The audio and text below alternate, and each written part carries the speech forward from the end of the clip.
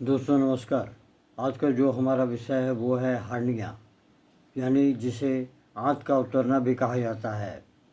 हमारे पेट में आंतों को चारों तरफ से लपेट कर रखने वाली एक परत है। जन्म से पहले बच्चे के अंडकोश इसी परत में रहते हैं, लेकिन जन्म के बाद यह अंडकोश नीचे थैली में उतर जाती है। यह अंडकोश जहाँ थैली में उतरते हैं वहाँ दो दो छेद होते हैं। कभी कभी इन छेदों से छोटी आंत का कुछ भाग नीचे थैली में उतर आता है, जिसे इंग्विनल हार्निया कहते हैं। कभी कभी बच्चे की नाभि छेद से भी बाहर को निकल आती है, जिसे अम्बिलिकल हार्निया कहते हैं। इनके द्वारा आंत के कुछ भाग के बाहर निकल आने को ही आंत का उतरना या हार्निया कहा जाता है। आंत उतरने के कई कारण हो सकते हैं। भारी बोझ उठाना, चोट लग जाना, जोर से खांसना, बुढ़ापे में कमजोरी आदि कारणों से आंत का कुछ हिस्सा उन छेदों से बाहर निकल आता है। अगर आंत इस छेद में फंस जाए तब बहुत तेज का दर्द होता है। आंत को अंदर करके इन छेदों को सर्जरी द्वारा बंद करने से आराम मिल जाता है, परंतु भारी बोझ को उठाने से फिर शिकायत शुरू हो जाती है। होम्योपैथी में इसके लिए कुछ कारगर दवाइयाँ बहुत ही उपयोगी होती हैं, जैसे कि दाएं अंडकोश में आंत के उतरने की बीमारी, हाथ पैर ठंडे हो जाना, बहुत ज़्यादा दर्द होना, पेट में गड़बड़ की आवाज़ होना, रोगी को दाईं जांघ में काटना सा महसूस होना आदि।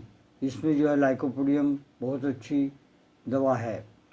दाएं भाग में अगर हार्निया में एक और अत्यंत उपयोगी दवा है एस्कुलस।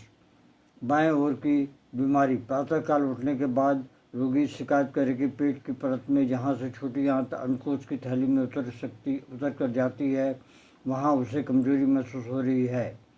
पेट का फूलना इत्यादि में नक्सभूमि का औषधि 1 की पोटेंसी दिन में एक बार दें तो इससे काफ़ी हद तक जो है लाभ होता है। अगर नक्सभूमिका से लाभ न मिले तो छोटे बच्चों की नाभि के हार्निया में भी लाभदायक कॉकुलस इंडिका 30 या 6 या 12 की पोटेंसी में बहुत ही लाभकारी सिद्ध होती है।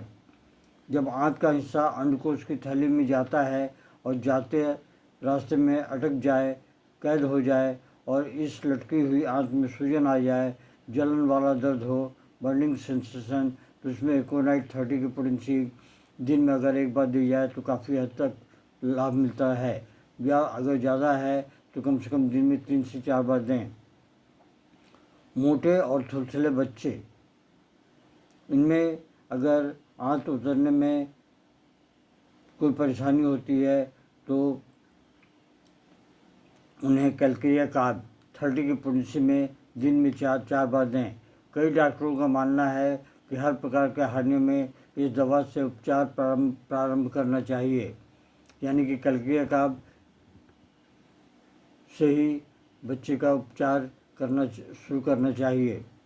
हार्निया का होम्योपैथिक इलाज रोग के प्रारंभ होने की अवस्था में करना चाहिए। अगर रोग बढ़ जाए तो ऑपरेशन करवा लेना चाहिए, ताकि भविष्य में कोई प्रॉब्लम ना हो। जय हिंद, नमस्कार। Long live homeopathy, long live Hahnemann.